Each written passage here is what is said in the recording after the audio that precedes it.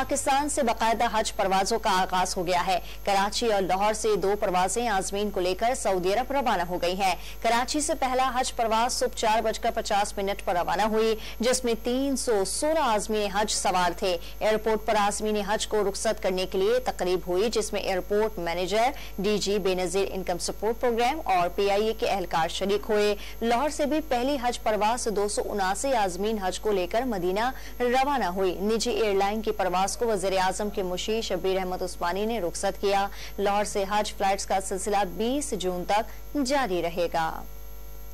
पाकिस्तान से बाकायदा हज परवाजों का आगाज हो गया है। कराची और लाहौर से 2 परवाजें आजमीन को लेकर सऊदी अरब रवाना हो गईं। कराची से पहले हज परवाज सुबह 4:50 पर रवाना हुई, जिसमें 316 आजमीन हज सवार थे। एयरपोर्ट पर आजमीन हज को रुखसत करने के लिए तकरीब हुई, जिसमें airport manager, DG Benazir income support programme और PIA के एहलकार शरीक